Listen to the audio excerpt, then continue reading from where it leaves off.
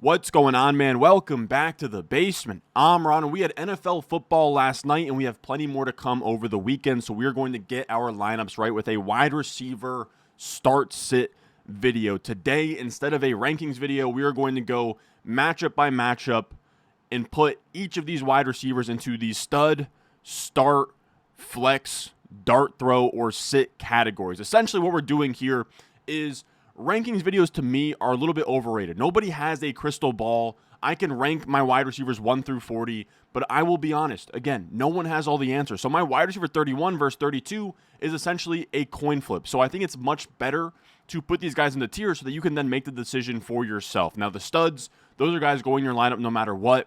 Starts, these are top 24 wide receiver options that should be going in your lineup. Flex, these guys are flex pieces probably around the wide receiver 36.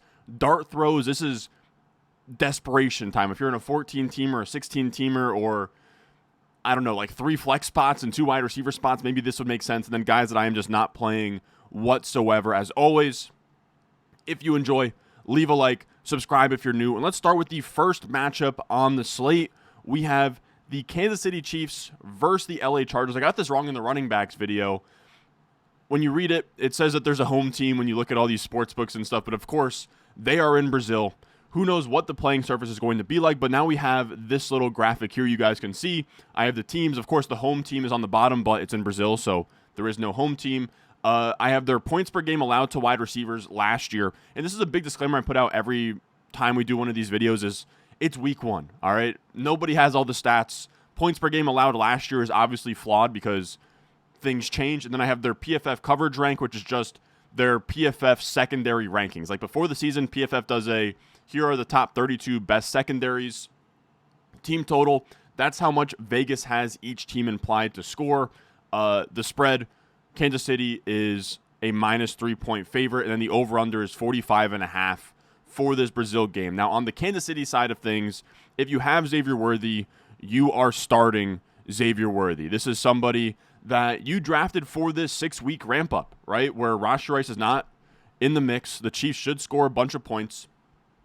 Now, the Chargers have a good defense, but Worthy should just be somebody that gets volume in this passing game. It's him. It's Travis Kelce. We can also talk about Hollywood Brown, I suppose, but I will say Hollywood is not somebody that I'm looking to start. I have him as a dart throw. He's a desperation option. He was never really fantasy relevant last year. He's supposed to be fresher and more healthy, but we will truly see if that's the case. Then on the Charger side of things, if you drafted Ladd McConkey, you did so to start him. Chargers should have to pass the ball. They're underdogs here. Ladd McConkey should be a PPR machine. And somebody else who should be a PPR machine, as crazy it is to say, is Keenan Allen. He is a fine dart throw this week.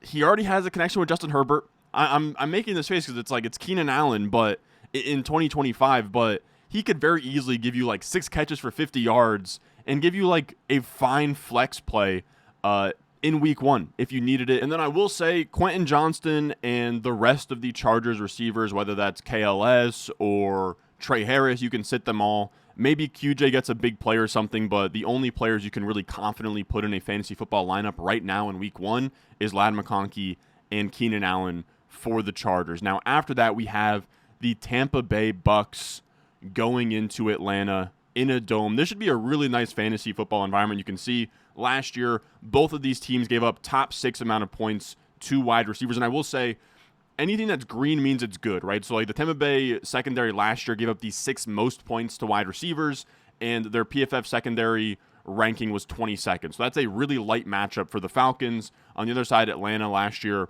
was very favorable towards wide receivers. Tampa Bay should score a lot of points. You can see their team total 25 is a ton. Now, of course, with Mike Evans, if you drafted Mike Evans, you did so to start him. I have him as a stud this week in a dome, high over-under. And then we also have Emeka Egbuka, man, who to me is a really strong start in his first game. And I will say we'll actually kind of like order these a little bit, so I will do Ladd over Worthy.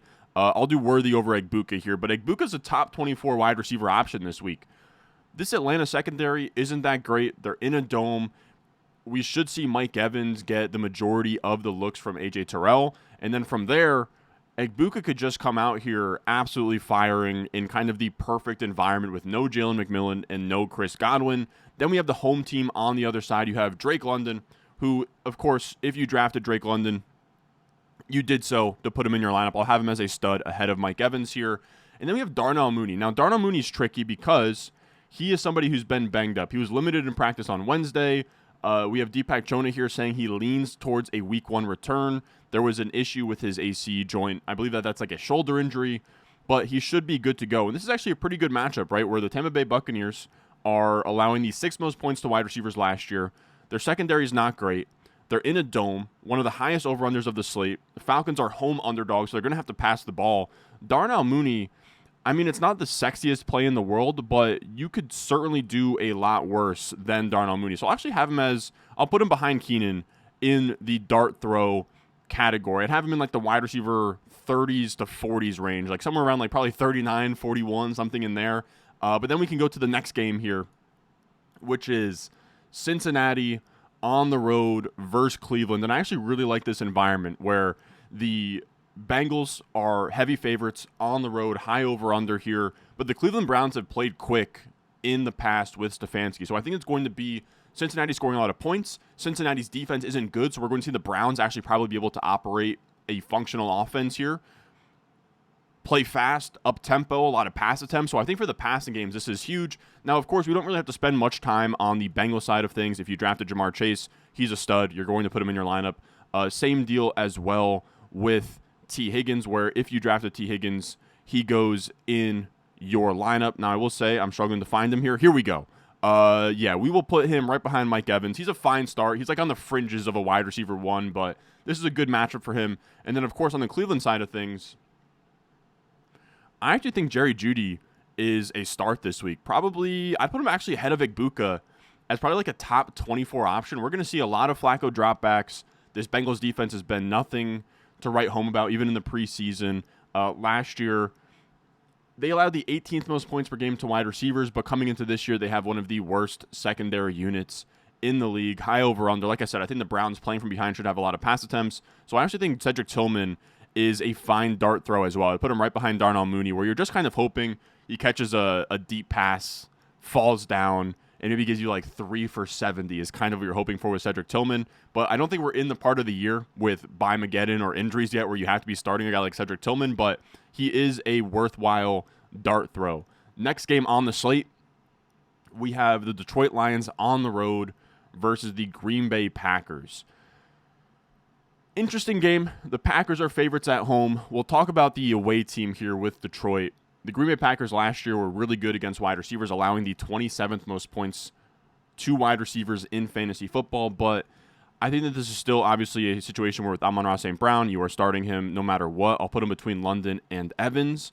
And then Jameson Williams. It's not a great game environment, so I actually have him as a flex in this game. Our first flex through a handful of games here. It's a tougher matchup. They're projected for the 16th most points, the Lions, which is really low given how many points they usually score. They're going to be in a trailing game script, so that should help. But I do want to see how this new offensive coordinator, Morton, actually divides up the touches between Jameson Williams, Jahmyr Gibbs, Amon-Ra St. Brown, Sam Laporta. So Jameson Williams, to me, is more of like a somewhere in the wide receiver 30s, maybe like high wide receiver 20s. It's like a high-end flex play in this game. And then on the Green Bay side of things, you have Matthew Golden, who I'll also put as a flex play. This is a weird one where last year Detroit allowed the 2nd most points per game to wide receivers, but PFF likes them as a top 6 unit this season. No Aaron Glenn. This defense should be a lot healthier than it was last year, so kind of up in the air, but Green Bay, home favorites, they should score points. Matthew Golden's going to run a ton of routes because Jaden Reed is currently banged up. Jaden Reed, he doesn't practice on Wednesday. He's going to try and go, which then leads me to the fact that Jaden Reed, even if you have him, fellas, like, just sit him. I don't think it's worth actually trying to put him in a lineup this week. Let's actually see how many routes he runs. Let's see if he's actually banged up. Like, even if it's a report comes out Sunday, he's 100% he's good to go, I would be putting Jaden Reed on my bench. And then we'll also give Romeo Doubs a little bit of dart throw love here. I'll put him like behind Mooney but ahead of Tillman as just like a fine dart throw is really the best I can say with Romeo Doubs, where it's not sexy, but Jaden Reed's banged up. Opposite Matthew Golden, Romeo Dobbs is going to run a lot of routes for a team that should score points. So it wouldn't shock me if he scored a touchdown and gave you like a fine wide receiver 3 performance.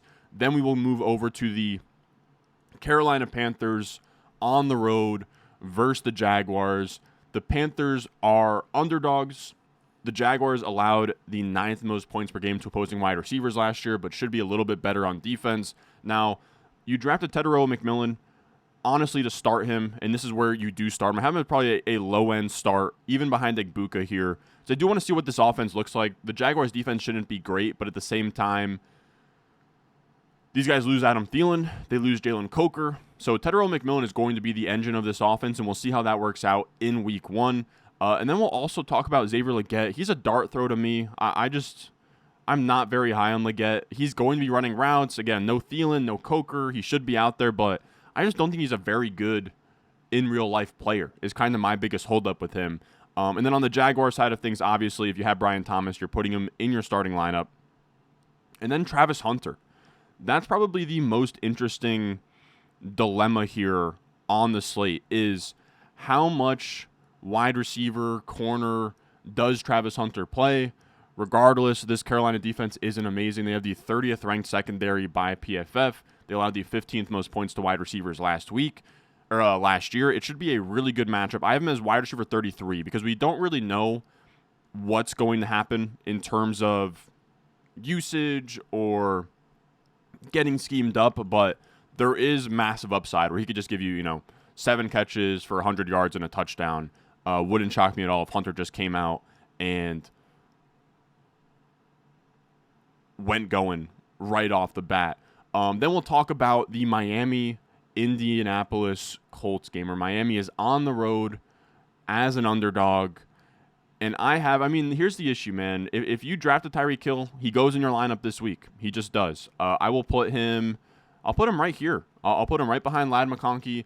This Colts secondary doesn't really spook me. They allowed the 11th most points per game to wide receivers last year. Yes, PFF has them as a top 10 unit this season, but they lost their 3rd-round rookie corner, Justin Wally, to a ACL tear. They just released Juju Brents. This secondary, I think their best corner is like Xavier Howard. It should be really not all that difficult. So for that same reason, I will put Waddle in your flex zone. I'll probably put him I'll actually probably have him right behind Jameson Williams, like a high-end flex spot. We'll see what this Miami Dolphins offense looks like, but usually they look good in the beginning of the season and they lose steam by the end. So I think Week 1 is actually not a bad time to start your Dolphins. Then we'll talk about the Colts, which is a little bit tougher to project, right? You have Josh Downs, you have Michael Pittman, you have Tyler Warren, the tight end, in there now.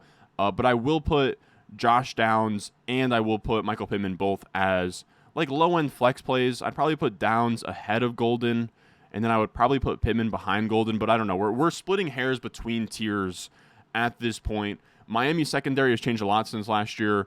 PFF has them as a bottom 5 unit in the NFL. Despite being really stingy versus wide receivers last year, it doesn't seem that it's going to be that way this season. So I think that both Pittman and Downs are just fine flex plays as we sort of see what Daniel Jones looks like this season.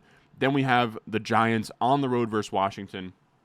Washington's a home favorite, 6.5-point spread. They're projected for a ton of points here, which means the Giants are going to be playing from behind most of the game, probably have to run up-tempo. Neighbors, of course, if you drafted him, he's going in your lineup.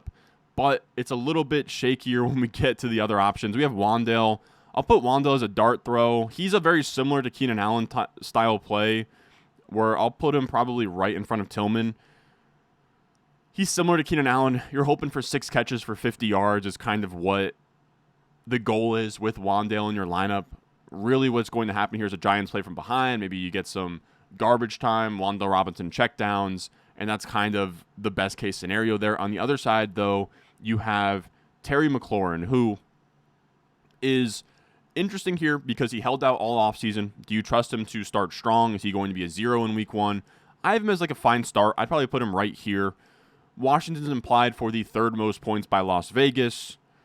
We should see, I actually kind of think it's going to be the opposite, where they paid this guy to use him, and I think they're going to actually kind of like use him and showcase him in Week 1. So I have him as like a top 20 play this week, and then we can also talk about Deebo Samuel, who I have as a fine flex play. I'd probably put him right behind Hunter. I am curious to see what he looks like in this offense in week 1, but as a home favorite, they're going to lean on the running game more. But their running game is Austin Eckler, Bill Krosky-Merritt, Chris Rodriguez. So why not give Deebo Samuel like 3 to 5 carries? It wouldn't shock me at all. So I have him as a top 40 wide receiver play this week. Then we will go to the Houston Texans on the road in Los Angeles. This is an interesting one for the Texan side of things. Of course, you have Nico Collins going in the stud category up here, wherever you'd like to put him. I'll actually put Neighbors higher than I have him right here. I'll put Neighbors like probably here. Here's the thing about the Texans right now is Christian Kirk is banged up. So, of course, you're not starting Christian Kirk, but I also wouldn't then go start Jaden Higgins or Jalen Noel. So, this is what we're going to do. We're going to put Higgins in the sit category. But what I will tell you guys is that if Higgins is on waivers, go get him. I don't think he will be. But if Jalen Noel is on waivers, go grab him. Like, he is a very easy add to the end of your bench guy, Jalen Noel, because he could be the main beneficiary of the Christian Kirk injury, where Christian Kirk has a very similar play style to Jalen Noel. Jalen Noel could go out there, look really good in week 1, and then all of a sudden he is a fun rookie upside swing the rest of the season. So that's my note there, is go pick up Jalen Noel wherever you can. On the other side of this game, we have the Rams. Of course, you are putting Puka Nacua in your lineup. He is going to be a stud for us this week. I will say sometimes it's hard to find the freaking face when I'm looking for it, but we'll put him here. Versus, it's not like the best lineup. It's not the best matchup in the world versus Houston, but Puka should be a stud, obviously. And then Devontae Adams, we'll see what he looks like in this new offense, but I think for me personally, he is still somebody that you drafted him in the 3rd, 4th round. It's a fine matchup at home. He goes in your lineup. And then we'll talk about the Las Vegas Raiders on the road versus the Patriots. On paper, PFF has the Raiders secondary as the stone worst in the NFL. It would be a lot more fun if the Patriots had more startable options, but we will then put Kobe Myers as a flex play here, probably as like a low-end flex in this like Josh Downs area. And then do we even have Demario Douglas in this sheet? No. Here's the thing, fellas, like no, we do. I'll put Demario Douglas as like a low-end. He's right in this Wandale area where maybe against the Raiders he'll get some catches, but I think that we're going to see them rely on the running game more than you would think. Now, of course, Stephon Diggs is somebody that we'll put in the flex play category, similar to Jacoby Myers. I don't feel great about Diggs, though.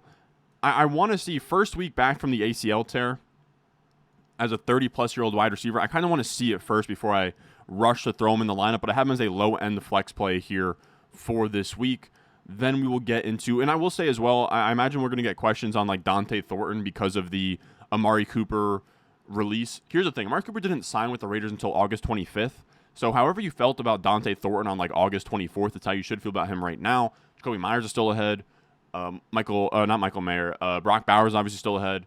You could even make the case that like guys like Trey Tucker and Michael Mayer are ahead of Dante Thornton in terms of getting targets at this point. So I would just relax. He's another one like Jaden Higgins. You're stashing Thornton for now. Do not put him in a lineup in week 1. Then we can talk about our next matchup here.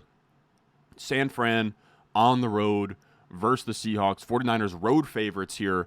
And this one is interesting. We actually got some news here where Jawan Jennings got some incentives in his deal and is now signed and good to go for this season with the 49ers. So on that note, I then have Jennings as a fine flex play here, probably like a low-end flex. I'll put him just ahead of Pittman, I think.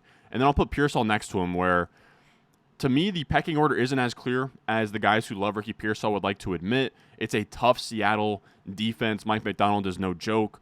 Both of them in like the wide receiver 40s as flex plays for me. Nothing too great there. And then we can talk about the Seattle pass catchers, where I have JSN as like a star. I have him as like a low end star. I'd probably put him like right here. We'll see what this looks like. San Francisco's defense is no joke. I really do think, as much as it pains me to say as a Jets fan, I think that Bob Saleh is actually going to come in here as the DC and get this defense to be really, really strong. We'll see what Sam Darnold looks like against this defense in a new system. But you drafted JSN to be a top 24 option. In PPR formats, he should be fine. And then Cooper Kupp for me is a low-end dart throw. I'll put him in this Keenan Allen category as I don't know. I think he's probably washed at this point, but the matchup is also tough. So he is somebody where you're like Keenan Allen, like Wan'Dale, that you're hoping for 6 catches for 50 yards, and he just gives you something. Then we can talk about Arizona on the road versus New Orleans in a dome. Arizona 6.5-point favorites on the road here, which then brings us to Marvin Harrison Jr., where if you drafted him, he probably has to go in your lineup. I have him as a start this week. I'd put him as a low-end start, probably at the end. It's tough. I believe the Saints hired as their defensive coordinator Brandon Staley. I will double-check that. Yeah, Brandon Staley, who actually runs a good defense. I think that's going to be a little bit scary. And then also, of course, Trey McBride is going to take a lot of these targets. We'll just see what Marvin Harrison Jr. looks like in week 1. And then on the other side of things, you have Chris Olave, where we will put him as a fine flex option. I'd probably put him somewhere. I'll put him right ahead of Jacoby Myers here as a mid-tier flex play. At this point, he's a PPR option. The Arizona Cardinals defense isn't great, but also, of course, their head coach is defensive-minded, is somebody who should be getting this defense into shape as he continues his tenure there. The Saints also have the 3rd lowest team total in the NFL, so you're really just hoping for a PPR floor here. You hope that Rattler kind of spams him a little bit, and he gives you some points in your flex spot. And for that reason, especially with the quarterback uncertainty, Rashid Shaheed is kind of a boom-bust dart throw. I'll put him right behind Mooney. You're just hoping for a big play here in a dome game in New Orleans. Then we can get to the Tennessee Titans on the road versus Denver, which is a really tough matchup. 7.5-point underdogs on the road. I think this is going to be a really tough matchup for Cam Ward in Denver versus one of the best defenses, if not the best defense in the NFL. Calvin Ridley, for me this week, is a really tough start. I have him as a low-end flex option where I'd probably put him right ahead of Debo here, where he's like probably fine, but if he went out here and had like 3 catches for 40 yards, that's a realistic outcome that would be a massive bummer in your lineup. And then at home, Denver projected to score the 5th most points this week. Sutton is the wide receiver 1 on this team, so he is going to be a fine start in this matchup. I'll put him probably right next to Terry McLaurin as a good start in your lineup. Now, I will say, I think some people are going to be tempted to want to play Marvin Mims. For me, he is just a boom-bust dart throw. I don't trust him. I think my buddy Jacob Sanderson had a great thread of tweets about this the other day, pretty much outlining that Marvin Mims has a really good yards per out run. Like his yards per out run, first downs per out run, all of that's great, but he did it on a small sample of routes. And we've seen time after time that when that happens and then that route share gets expanded from, 30% of the routes to 90% of the routes, the per route run stats don't actually transfer. They don't actually apply once he gets the lion's share of the routes. And I think that's what we're looking at with Marvin Mims in the preseason. Of course, it's just preseason, but he ran a ton of routes. All he had was 1 catch for 3 yards. On top of that, Sean Payton's a wild card where we could see him want to use Pat Bryant or Troy Franklin or any of these guys and take Marvin Mims off the field. So he is a very, very low-end boom-bust dart throw option for me this week. Then we have, this is just like a game that you want to stay away from. Pittsburgh versus the Jets. Lowest over-under of the week at 38.5. I want nothing to do with this game. There's possible rain in the area as well. I hate to get on my weatherman stuff here, but I would just stay away from this game altogether. So I have both DK Metcalf and Garrett Wilson as flex plays. I'll put DK Metcalf just ahead of Calvin Ridley, and then I'll also put Garrett Wilson in that same range, probably behind. I'll put him right behind Metcalf, where I don't know if you drafted them, they probably go in your lineup, but I would not feel confident in either. Then we have probably the best game of the weekend, Sunday Night Football, Baltimore on the road versus the Buffalo Bills. Baltimore is a very interesting defense, where last year they allowed the 3rd most points per game to wide receivers. This year, though, PFF has them as the number 1 secondary, where, of course, they have Marlon Humphrey. They, of course, have Jair Alexander, Kyle Hamilton. They have a really strong secondary, but again, last year they were allowing a lot of points per game to the wide receiver position. But on the other side of Buffalo, you have, of course, a pretty weak wide receiver core. First up, we have Keon Coleman, who had a limited practice on Thursday for a groin injury. And for that reason, to me, if you have Keon Coleman, I am looking to sit him down on the bench pretty firmly. And then Khalil Shakir, he's been banged up a little bit as well this offseason, but it's a tough matchup against a good Baltimore secondary like we talked about. But the Bills are projected for, I believe, the most points this week with a 26.0 team total. So for me, I'd put him as like a high-end dart throw. I put him right here in front of Cooper Kupp. And then we will also go on the Baltimore side of things, where this is actually the dream matchup for Zay Flowers. And I say that because the Baltimore Ravens are very rarely going to be underdogs in many games, especially in a game against a team like the Bills who want to score points. So if the Ravens are going to be projected to score a lot of points, but then also be underdogs so they can't run the ball all game, that is the perfect recipe for a Zay Flowers start. I will put him just ahead of JSN as a very firm start, where if you have Zay Flowers, get him in your lineup. And then on the other, opposite side of him, we'll put Rashad Bateman in the dart throw category, similar to a Marvin Mims, as a boom-bust style play on a good offense this week, but I am not rushing to put him in my lineup. Don't get it misunderstood with Mr. Rashad Bateman. And then our last matchup, we have the Vikings on the road versus the Chicago Bears, Monday Night Football. Of course, Justin Jefferson, if you have him, he goes in your lineup. And then also on that side of the ball, you have Adam Thielen. First game back for the Vikings. I think they're actually going to use him a little bit. So I'll put him in the dart throw category up here with like your Cooper Kupps and Keenan Allens of the world. I'll put him right behind Shakir as like a fine dart throw this week. I'm not dying to play him, but he's going to have an early season role. There could be kind of like a homecoming aspect to it. So take that for what it is with Adam Thielen. Other side of the ball, we have the Chicago Bears wide receivers. Now, it's going to be really up in the air what Caleb Williams looks like, what Ben Johnson looks like in front of a national stage primetime game. First huge test against Brian Flores, but we do see here the Vikings allowed the most points per game to wide receivers last year, along with having a bottom 10 unit by PFF heading into this year in terms of their secondary. So we will put DJ Moore as a start this week. He should 100% be in your lineup. I'll put him probably ahead of Marvin Harrison Jr., Tedero McMillan, and I'll put him right here as somebody that if you have DJ Moore, he goes in your lineup this week. And then we'll also do Rome Odunze, who to me is a high-end flex play given this Vikings secondary and what they've been over the last few years. I will put Odunze honestly pretty high up on this list, right behind Travis Hunter as somebody that I'm actually looking to start in my leagues if I can make it happen. But that is going to do it for us today. I want to say that's over like 40 wide receivers. Here's the entire thing above me if you want to take a look at it in terms of how I see the wide receiver landscape from the Friday night game on in terms of studs, starts, flex, dart throws, and players that I'm just not playing this week. As always, if you want my entire rankings, I have my top 60 wide receivers ranked. I have my top 50 running backs. I have my flex rankings. If you want to know, like, who am I starting between Jalen Waddle and, say, Travis Etienne this week, that'll be on the Patreon, patreon.com/Ron Stewart. You get my weekly rankings, rest of season rankings, my waiver wire article every single week where I go through exactly how much fab I'm bidding on each player.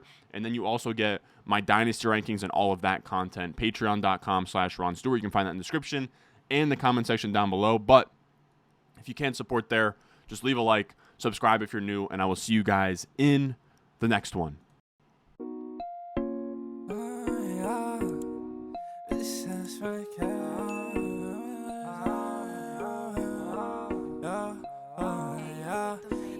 Stones, like this froze, ice cold.